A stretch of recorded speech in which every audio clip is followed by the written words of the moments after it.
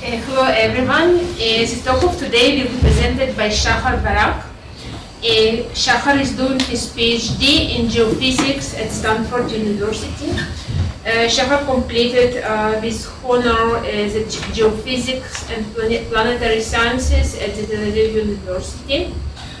Shahar was awarded by a number of honors and prizes, Shell Foundation grant, an Adalco Scholarship, Michael Hayder Fellowship, and the other prizes. And the research interests of Shahar are applied geophysics and earthquake seismology, tectonics of Southern California. Please. Thank you.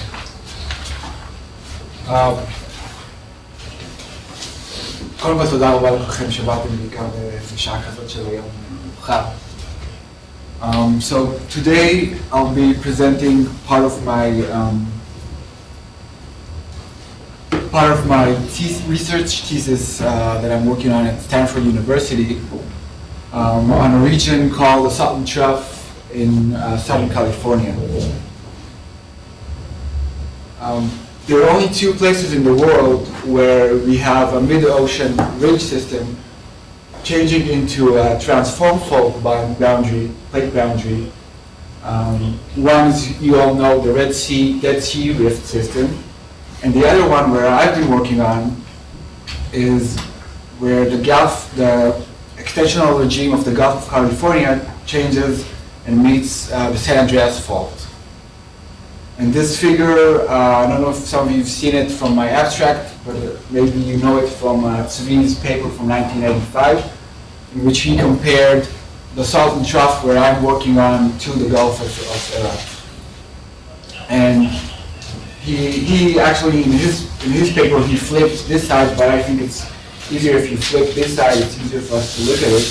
But you can see how similar these two tectonic systems are, both in shape and in dimension. But also, not also in that, but also in age.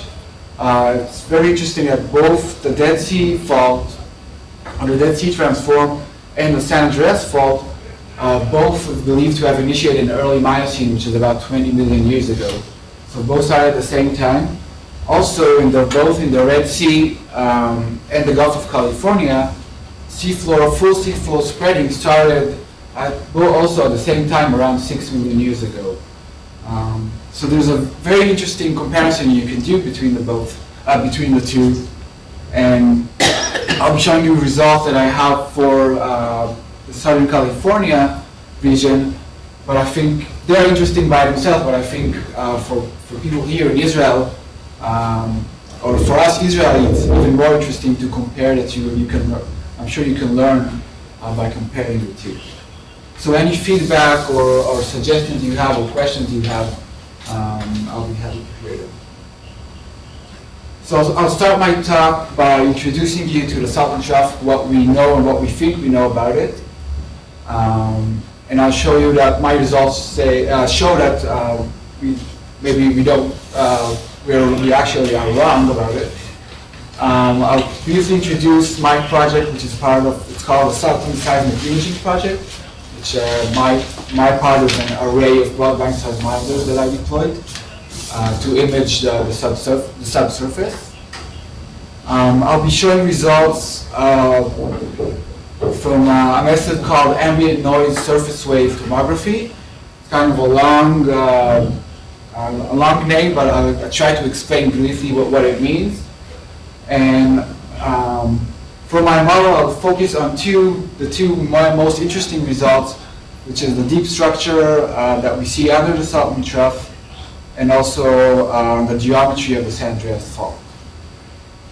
So here is an aerial view of Southern California facing to the northwest. Here is the northern tip of the Gulf of California, and so this would be like the northern tip of the Red Sea or the Gulf of Eilat. This is the United States-Mexico international border.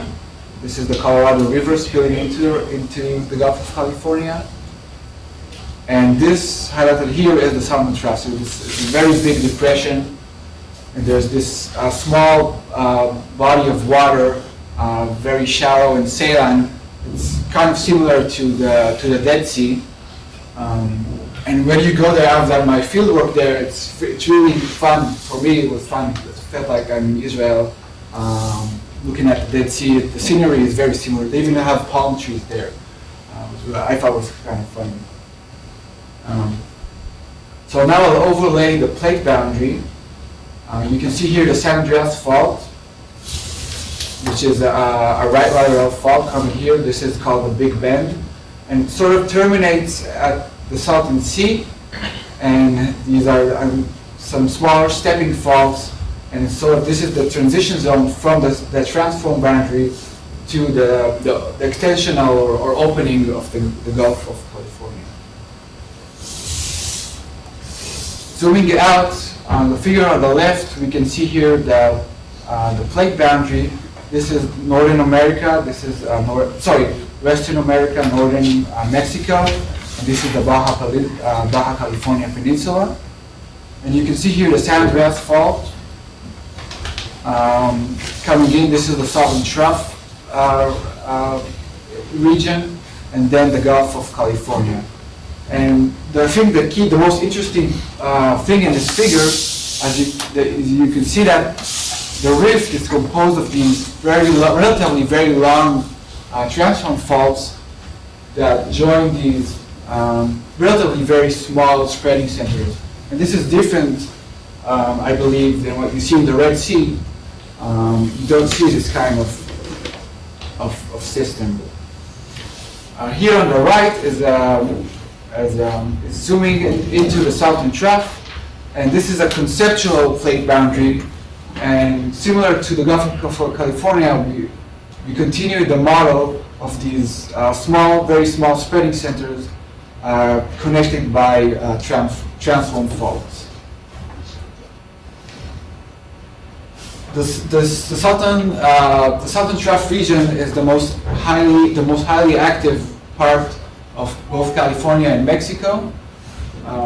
This is an earthquake catalog from 1981 to 2011, and the colors represent magnitudes. The few things that you can see here are how beautifully these earthquakes show you the outlines of the faults, the major faults. There's a lot of seismicity here. This region is called the Browley seismic zone. There are a lot of earthquake swarms here, and they have been associated with active dike intrusions. And there are also relatively very large earthquakes that occurred in the past. The largest one in this catalog is a 7.3 magnitude. A very, very active plate boundary. And as you can see, it's more complicated than the simple conceptual model that I showed you before. Here we're looking at heat flow measurements. The Salton Trough is very, very hot. The average heat flow is 140 milliwatts per meter square. That's twice as much as the continental average. And you can see that most of the hotter region are located here in the center of the trough. There are also several geothermal fields in this region. Some of them are amongst the largest in the world in terms of energy production. So very active, very hot plate boundary. In terms of volcanism, the volcanism is very minor and localized. The Salton Buttes here at the southern end of the Salton Sea is a series of small rhyolite domes, very young eruption ages between 2,500 years, so human time to measure that to 400,000 years. There's another rhyolite dome in Mexico called the Cerro Prieto. And you can see this volcanism and the geothermal field and the heat flow are all aligned on the central axis of the larger trough. Rhyolite means, to those who don't know, is a more felsic composition, more quartz rich.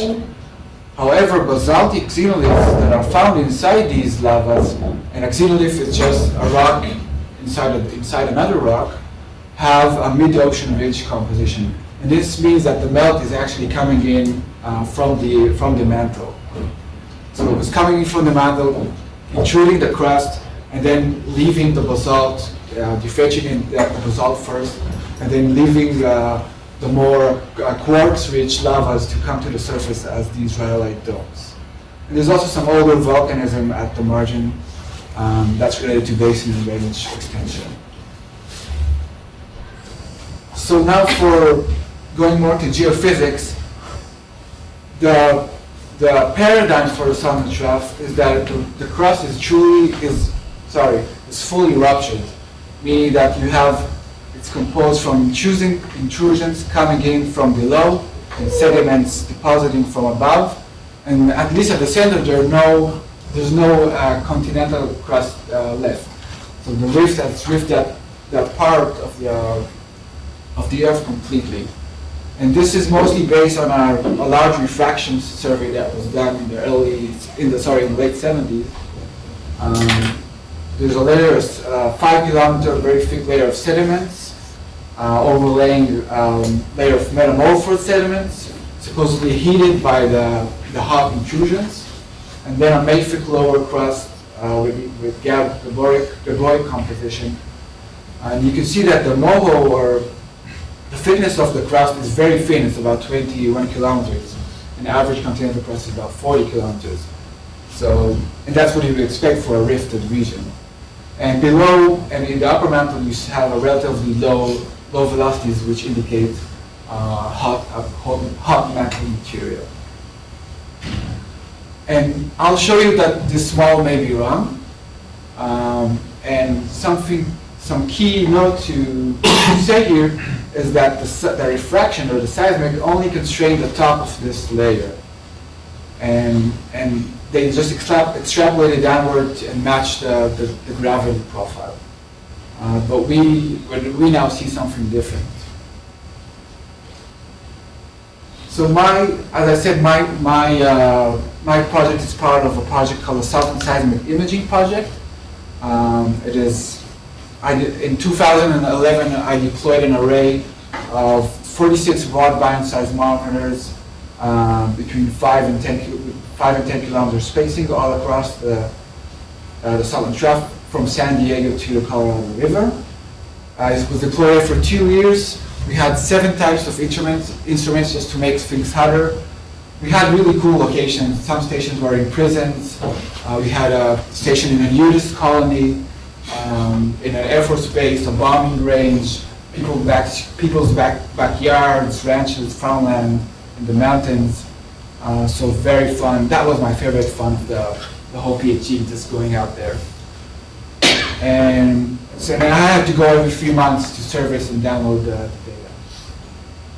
I'd also note that for this program, this project, there's an active source component doing refraction and wide-angle reflection, and they have a line coinciding with my line, this line. So in the future, we are hoping maybe to combine the data sets. The active source is better at constraining P-wave velocities. The broadband methods, the broadband seismology is better at constraining S-wave velocities. So together, we can get a better sense of the lithology in the subsurface. This is how a typical station looks like. This is it's a very big seismometer, buried usually in a vault, but sometimes directly in the ground, connected to a recorder, and there's a solar panel for power. So now for the method that I've used, which is called ambient noise surface wave tomography. It's kind of complicated, and I have only one slide and only a short of time to explain it. And it's a busy slide, so we'll go through it slowly. So first, ambient noise is just random noise or almost random noise that you see on a seismogram that most seismologists just throw out because they want to look at the earthquakes and do the earthquakes. But the earthquakes are our noise, and we need to get rid of them. And theoretically, when you have two stations recording this noise, and this noise can come from scattered energy from earthquakes, can come from ocean waves hitting the shore, from human-made noise, from weather. People actually can track hurricanes on the ocean using this method. So the idea is that a signal of noise that passes through both stations is weakly coherent. And when you do a cross correlation between the two and stack it over a long period of time, a signal starts to emerge. And this signal is basically the Earth's response or the grid's function between the two stations, as if you had a source, an earthquake at one, and a receiver at the other. And now we are going to the surface wave part of the method. The surface waves are the highest amplitude signal that you usually have on a seismogram, especially here because all your sources and stations are at the surface. So that's the dominant signal, that's what people mostly use. And we're specifically looking at radio waves. And surface waves, radio waves are the important notion about them is that they're dispersive. Maybe you've learned it in some courses. And dispersive means that different periods or frequencies travel at different speeds. So, for example, longer periods have longer are associated with longer wavelengths, and therefore sample deeper parts of the Earth. And usually velocity increases with depth, right? So the longer periods will travel faster than the shorter periods. So you take the signal and you do a spectral decomposition, and you know the distance between each pair of stations. So you take the time of the arrival of that phase or period, and you know the distance, so you can get a velocity or a group velocity. So for each pair of stations, you can calculate a dispersion curve, which is basically just a velocity or a group velocity as a function of period. And because, as I told you, different periods sample different depths, so longer periods sample deeper. So it's as if you have a model of the Earth. Instead of depth, you have a pseudo depth, which is represented by the period. And I'll show you some images. So for each dispersion curve, from each pair of stations, you just do, I did a 3D tomographic inversion and created a 3D model of the Earth where the vertical axis is in period, not in depth, but it's a pseudo depth.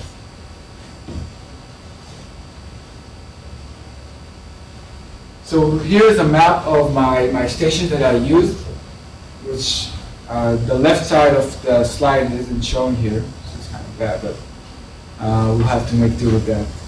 So here's my array that I deployed here in Southern California, and we added all the permanent stations. California is the most studied and have the most instruments in the world, maybe except from Japan. But when we saw these really cool results that I will show you, so we decided to add even more stations. So we decided we can add, that's the really cool thing about this method, you can add stations from different years. You don't need to record at the same times of earthquakes. The noise is always there. So we added these stations to get ray coverage from Mexico, and then we added stations from 2007 to get, this was when the US array was there, so it's a huge array of stations that was moving across the United States to give us this huge data set of about 850 stations. So you have more data, more azimuthal coverage or range of azimuths, and you also have very dense stations here to give you more constraints on the shorter periods or the shallower parts, but also very large distances to give you better, more depth penetration or longer periods. So let's look at the results that came out from that. So here is a group velocity map here on the left, and we're looking at a period of 8 seconds. So this is looking at the shallow part of the crust or the upper crust, and the cooler velocity, the cooler colors show you high velocities, and the red show you lower velocities. And you can clearly see these high velocity mountain ranges, the Cascade ranges, the Sierra Nevada basalt, very in contrast with the low velocity sediments in the basins. This is the Great Valley, the LA Basin, the Salton Trough region where we'll be focusing on.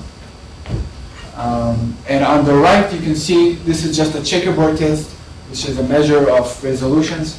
So this is the input model, you put in the inversion, and where you recover the checkerboards well, that's where you have better resolution, and where you don't recover it, that's where your model is, you can't trust it as much, and this is where we have less stations and less rate path crossing.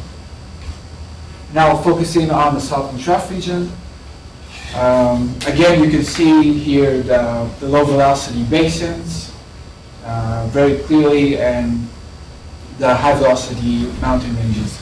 This is just to show that the method actually works, and I think it's crazy that from noise you can get these really, really cool and high resolution images. And this is, I think, for you guys that work on very high frequency active source data, this is not high resolution, but for us doing Crustal scale tomography, this is high resolution. So the most interesting result that I've seen is on the left we have the map at 16 seconds, so this is about the middle of the crust, and this in black is the San Andreas fault. And you can see these clear velocity contrasts across it, very beautifully, outlining the fault. And on the right side, the 40-second map, which is for this region, the upper mantle, you can see these relatively low velocities under the Salton Trough, which represent the hot mantle material. And then we saw these really cool results, but we decided to go the next step and do an inversion for shear wave velocity as a function of depth, so we can get a more realistic Earth model that we can interpret and let other people like geologists, it's easier for them to look at depth than period. So we use there is a community, it's called the community velocity model, which is a velocity model of a very high resolution model of Southern California. As I said, there are so many instruments, so many people studying that region, so they were able to combine a lot of information into different studies into one model, and we were able to use it for the starting model for our inversion. Most people don't have this luxury. They use some estimated crude model. And just to not be biased by this model, we used a suite of initial models by increasing and decreasing the velocity based on the original model. And this gives us a mean end model and a standard deviation that we can use as a measurement of the error in velocity. So I'll focus on the Salton Trough and the San Andreas fault. For the Salton Trough, I'll show you now 5 cross sections, 1 parallel to the axis of the trough, and 1 and 3 orthogonal. And the star is where we have the volcanic zone and geothermal field, the Salton Buttes. And the triangle is again volcanic dome and geothermal fields, just as the reference points.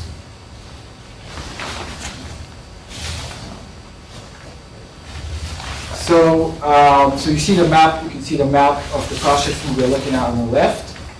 The bottom cross section is the one parallel to the trough's axis, and the bottom on the top is the one orthogonal to it. Note that the velocities here are shear wave velocities, so they're not. Most people are used to look at P wave velocities. So note that these are shear wave velocities. The label is just cut off at the side here, and the red line is just the tight ones between the two profiles, and the black dots are the seismicity of the earthquakes. So what are we looking at here? So first, let's start from the top figure. We see this relatively low velocity in the upper mantle, and which we already knew. People know that there's low velocity. It was measured by other methods, but it seems to be coming up to the crust, and then there's another low velocity, relatively low velocity in the lower crust, and then a high velocity body, and then the sediments, the basin. And remember, I showed you that we think that the entire crust is ruptured, and this should all be high velocities. Actually, this is very interesting. What these low velocities are? And let's look at the parallel again. You see, the orthogonal cross section. Then you see these these low velocities. They seem to be coming up right to this low velocity region again in the lower crust, and then this high velocity body, which seems to be shallowing as you go south towards the Gulf of California. It seems to stop here just before the Salton Buttes, where we have all the hottest region. We have the volcanic domes. So again, this low velocity here, and I don't know, we're not sure could be older crust, or maybe it continues further north. And now I'll just move to some, I'll just change the top figure. How did you fix the moho? The moho comes from the initial model. The short You didn't let it vary.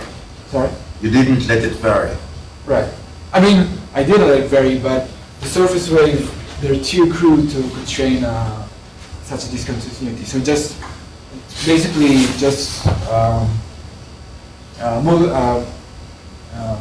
משבט the moho from the initial model.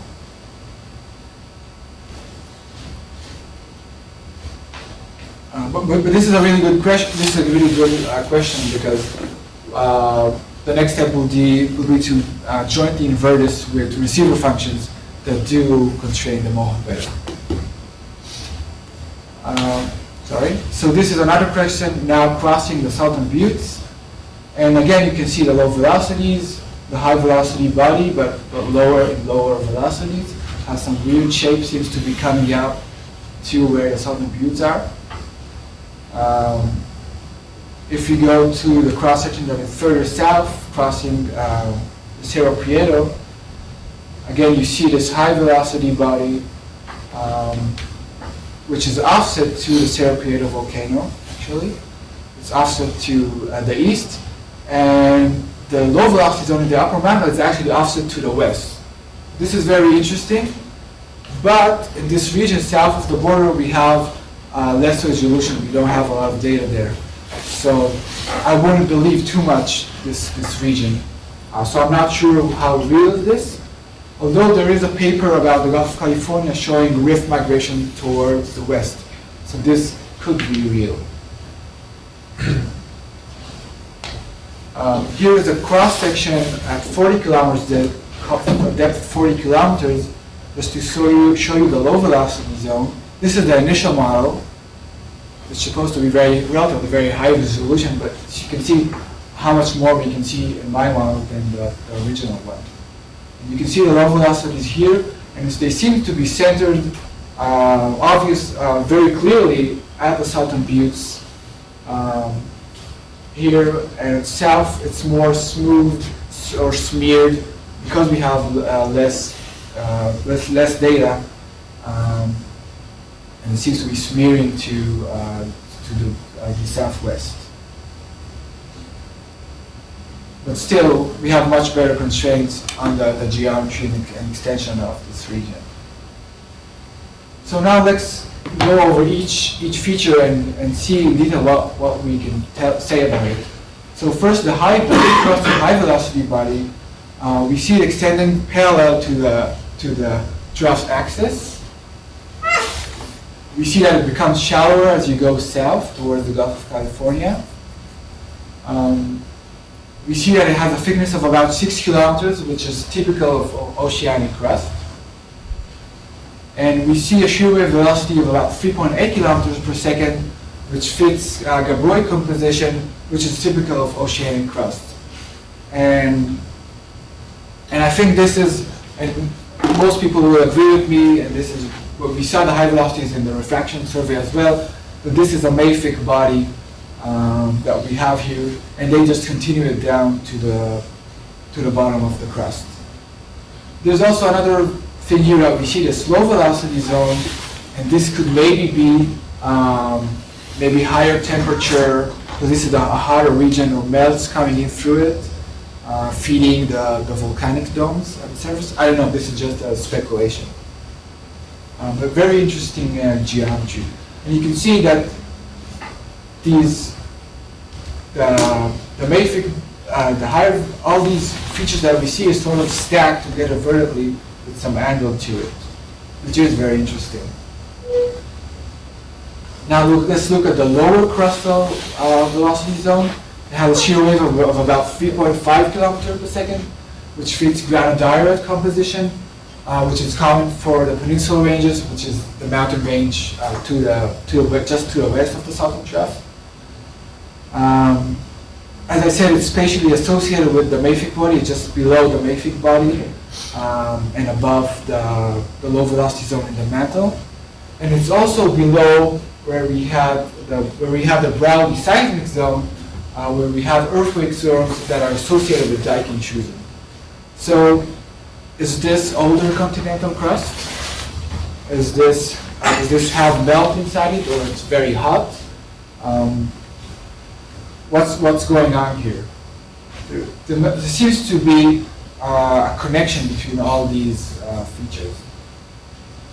Looking at the low velocity zone in the upper mantle, the lowest velocities, or the hotter region, are exactly directly under the Salton Buttes.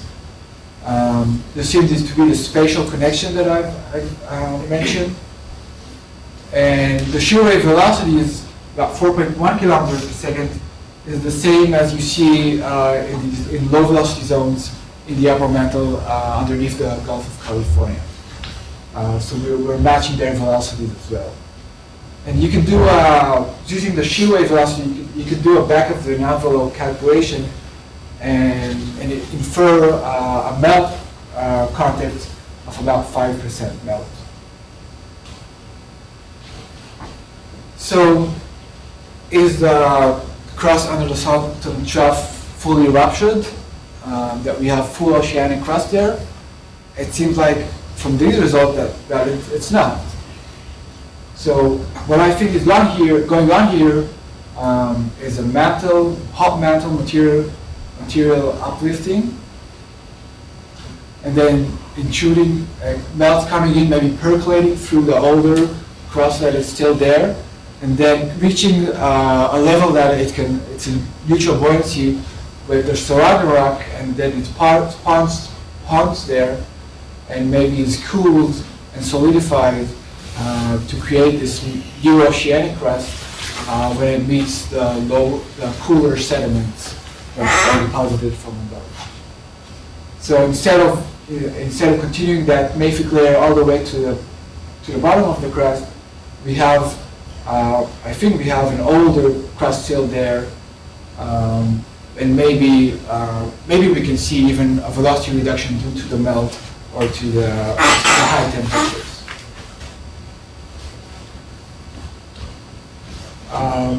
So now I'm working on a paper to publish these results.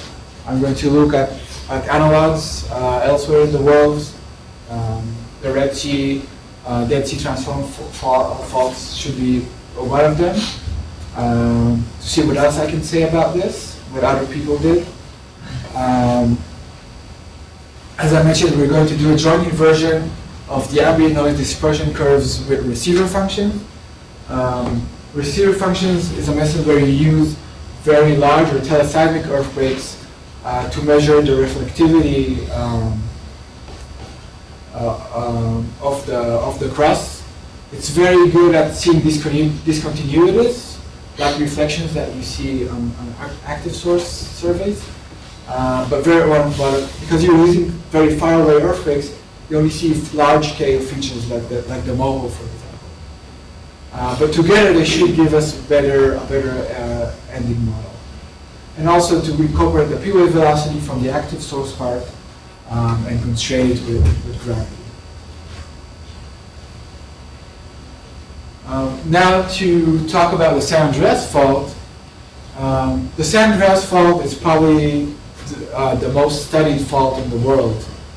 But still there's a lot of debate on the geometry of the San Andreas Fault, on how far it reaches into the crust.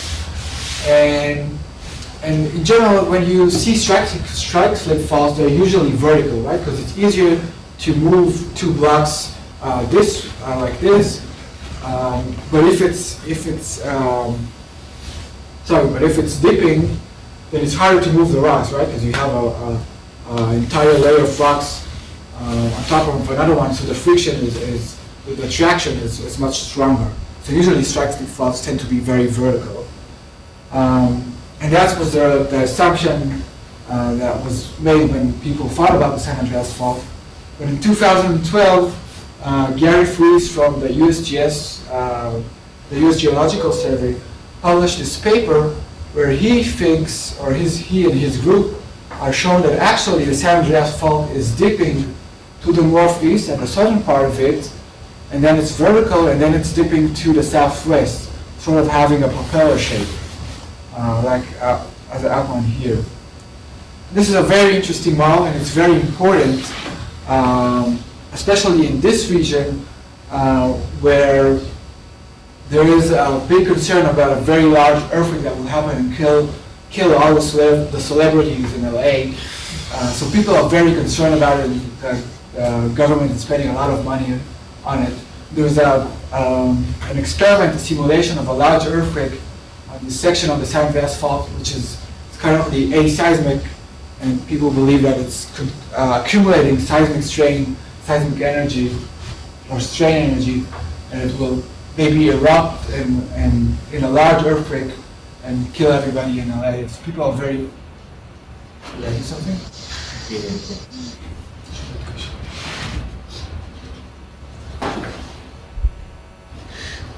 Anyway, so this is my computer.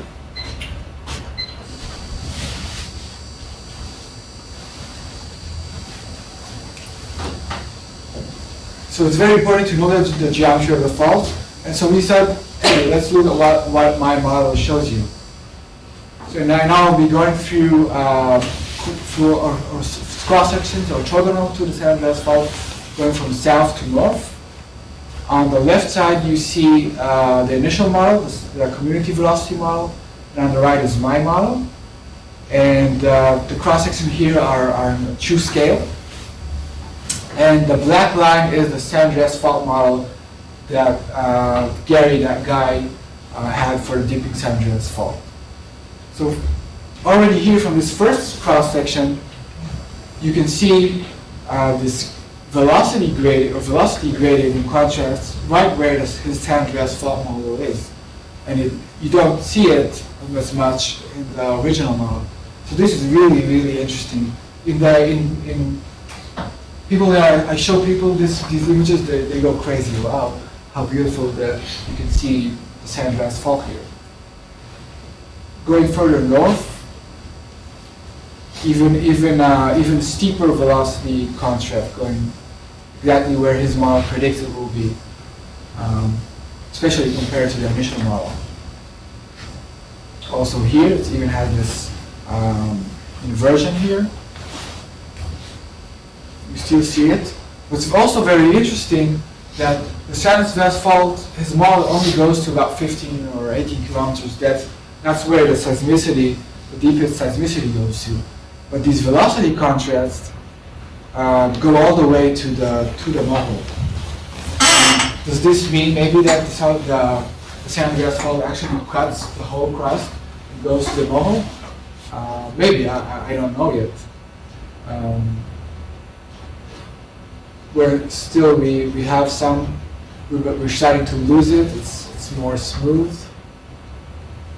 Again, we have some gradient, but it's not in the right location. Now the San Andreas is becoming vertical, but we don't see any velocity contrast. Again, we don't see any correlation. And as you go further north, you don't see any correlation between the fault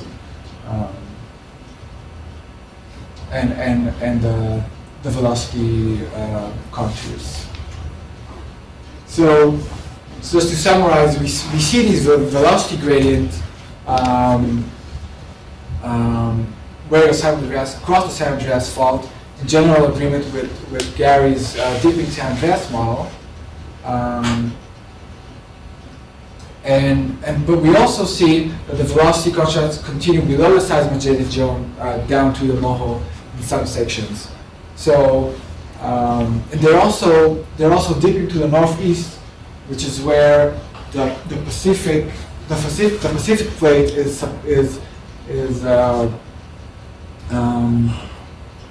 is moving towards the American plate.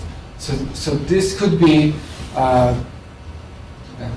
What is the lateral resolution in your model there?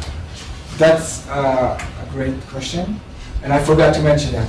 So the grid of my model is about 0.05 degrees, so it's about 5 kilometers grid spacing. So actually, on the fault which is about 20 kilometers horizontally here. So it's only maybe 3 points, maybe even less. So we're reaching the limit of resolution, and this is why the images look very smooth.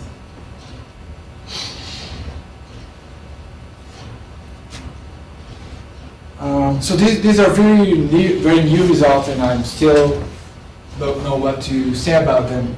But they're obviously very important.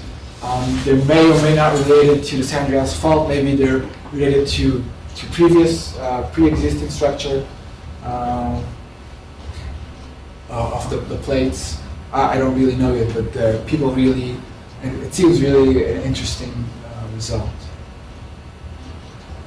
So this is all that I had to show you guys. Thank you for תודה רבה ששאלתם. נשמח לענות שאלות. Okay, thank you very much, Shahar. Are there any questions?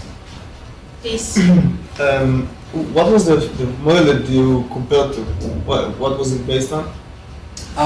So it was an amalgamation of a few models. So also from the shallow part from active source studies and boreholes. The Crustal part was from waveform inversion of earthquake tomography, full waveform inversion, and the upper mountain part is from teleseismic earthquake. So, would you expect this big cylindrical gaboic body that will be shown on gravity? Because probably it's density. Yeah. And are there any surveys that were done on this gravity surveys? Yes. And yes. does it show? Do you see this? Body? Well, that's a great question, and I think I don't have the.